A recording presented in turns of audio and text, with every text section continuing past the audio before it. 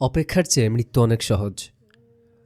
হাসরের ময়দানে বিভীষিকা প্রতি মুহূর্তে সহ্যের মাত্রা ছাড়িয়ে যাচ্ছে। প্রতিটি নফসের এখন একটাই আকুতি, পরিণতি যা হবে হোক, বিচার কাজ শুরু হয়ে যাক। চারপাশের বীভৎস দৃশ্য আর এই চরম আযাব থেকে পরিত্রাণ চায় তারা।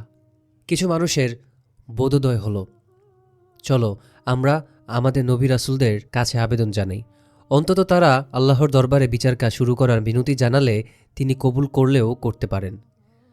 আফসোস আর অশ্রুতে একাকার বনি আদমের একটা জটলা আদম আলাইহি ওয়াসাল্লামের কাছে কোনো রকম পৌঁছল। আপনার কাছে একটাই চাওয়া, বিচার কাজ শুরু করতে আমাদের পক্ষ থেকে বিশ্বজগতের প্রতিপালকের কাছে আবেদন করুন।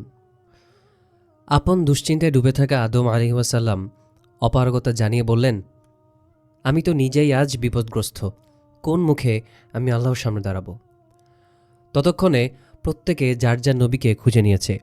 চরম উৎকণ্ঠায় সবার মুখে একটাই মিনতি, বিচার শুরু হোক, আপনি একটু সুপারিশ করুন।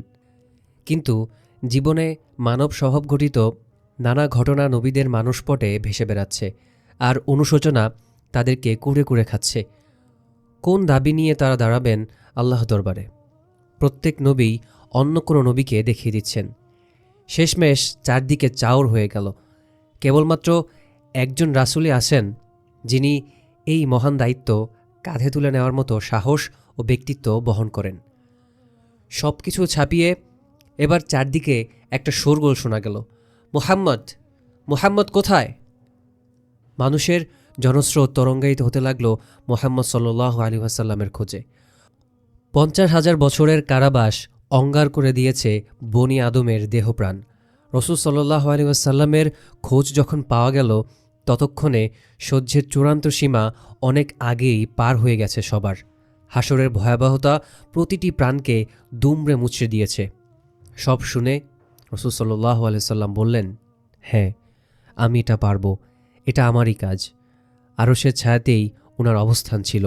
এবার আরশের নিচেই তিনি সিজদায় লুটিয়ে পড়লেন। সৃষ্টির সূচনালগ্ন থেকে আজ অবধি আল্লাহর যে নামটি কখনো কেউ জানেনি, সেই গুপ্ত নামের ঢালি আজ উন্মুক্ত করা হলো। আল্লাহ তার সবচেয়ে প্রিয় বান্দাটির অন্তরে ইলহাম করে জানিয়ে দিলেন ফলদায়ক সেই নাম। রাসূল সাল্লাল্লাহু আলাইহি ওয়াসাল্লাম সিজদায় আল্লাহর সেই বিরল নামের জিকিরে মত্ত। তার মুখ ফুটে উৎসাহিত হওয়া সেই সব প্রশংসামালা সুবাস ছড়াতে শুরু করেছে। স্বস্তি নিঃশ্বাস ফেলল সৃষ্টিকুল। এই সেই মাকামে মাহমুদ যার প্রতিশ্রুতি আল্লাহ তাকে দিয়েছিলেন। তার হাত ধরে মঞ্চায়ন হল শাফায়াতের প্রারম্ভিকা। হিসাব নিকাশের মঞ্চ প্রস্তুত, স্থাপন করা হয়েছে ন্যায় বিচারের মিজান। অপ্রত্যাশিত এই পরিস্থিতি হঠাৎ থমকে দাঁড়ালো আল্লাহর গমগমে আওয়াজে, মুহাম্মদ, মাথা তোলো, আজ তোমার সকল মনোবাসনা পূর্ণ করা হবে। যা সুপারিশ করবে তাই গ্রহণ করা হবে, তুমি যা বলবে তাই রাখা হবে। রাসূল সাল্লাল্লাহু আলাইহি ওয়াসাল্লাম বললেন, ইয়া রব, সমস্ত মানবজাতির বিচার কার্য শুরু করার জন্য আপনার দরবারে ফরিয়াদ জানাচ্ছি। আল্লাহ বলবেন, তবে তাই হোক।